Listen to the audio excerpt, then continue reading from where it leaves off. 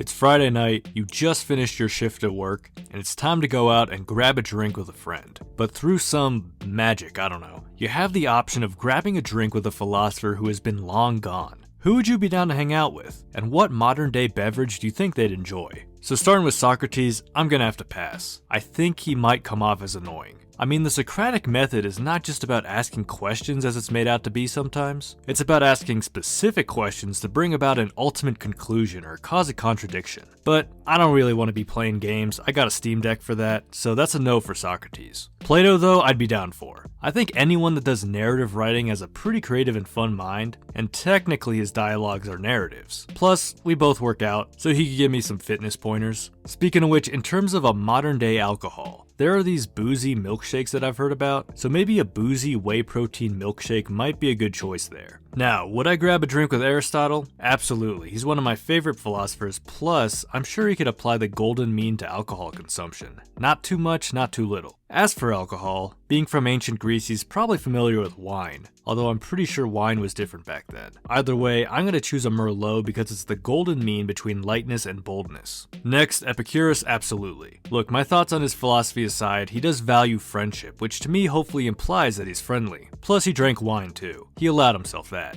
As for which wine, I'm gonna go with his Italian wine, Epicuro Aglianico, for the obvious reason. Unfortunately for the Stoics, I'm gonna have to pass on them cause, look, my thoughts on the philosophy aside, they just don't seem very fun or interesting to hang out with, I'm sorry. Maybe Seneca cause he did write plays. Moving on though, I'm gonna say no to Augustine but yes to Aquinas. Augustine just didn't seem like my cup of tea personally when I read him, but Aquinas, I mean that dude is the big brain theologian. So even though I wouldn't want to just talk philosophy over a drink with him, I definitely find that time very intellectually valuable. As for the drink, I'm gonna go with Dom Perignon because apparently champagne was created by a Catholic monk. Apparently, I don't know. Descartes, I'm gonna pass on. You know, I was super socially awkward and inept right after the COVID quarantine, and Rene here, he kinda self-isolated himself to do his whole meditations. So I feel like he might just be a bit awkward. I will, however, definitely grab a drink with Pascal, another one of my favorite philosophers who also just seems like a smart, chill guy. We could definitely both shit talk Descartes while we're out. Drink-wise, I'm gonna go with a French wine since he's French. One of my favorites, this Louis Jadot Beaujolais Village.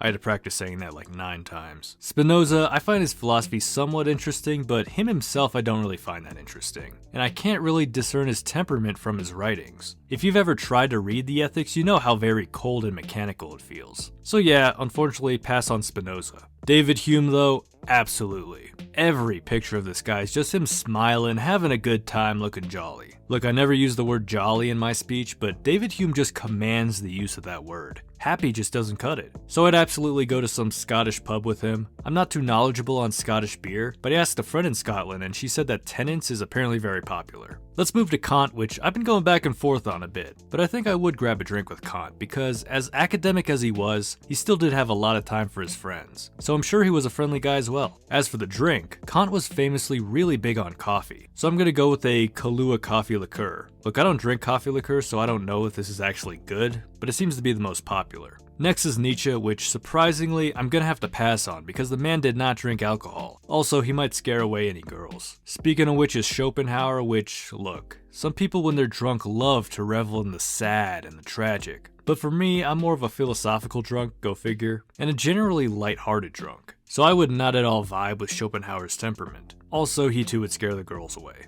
Hegel, I'm gonna say no to because I feel like trying to understand him already gives off the sensation of intoxication. Kierkegaard though, you know, I just want to sit down with him and ask him man to man if he regrets breaking off his engagement. I just want to ask him straight up if he thinks he made the right decision. Maybe talk a bit of philosophy and theology, but I really am just interested in having a deep talk about love and our love lives. As if he'd give a shit about my love life though. As for the drink, I did some research and I guess Scandinavian countries are big on this thing, aquavit? I've never heard of this in my life. Let me know in the comments if it's good, and if you've had it, what brand would you recommend for Kierkegaard? Marx, no. Thoreau, no. William James, my favorite philosopher? Absolutely, what are we talking about here? I sometimes think James is the best representation for an American philosophy, so I'm gonna choose the most American drink I could think of, a Jack and Coke. Speaking of which, I'm gonna say yes to Emerson, and I'm gonna choose something a little bit more naturey for him. maybe an Angry Orchard hard cider. I'm just gonna generalize and put all the French existentialists and absurdists here and say yes. They all dabbled in literary fiction, they all met up at cafes to talk. I mean, the ingredients are all there for a good talk over some alcohol. Speaking of which, I believe they were really big on apricot cocktails while chilling at these French cafes, so fuck yeah, let's do it. Moving back over to the UK, I'd probably say yes to Bertrand Russell. I find myself not agreeing with him a lot, but he nonetheless seems to really enjoy engaging with people he disagreed with. So I think we'd have a very pleasant afternoon. That's the right word, pleasant.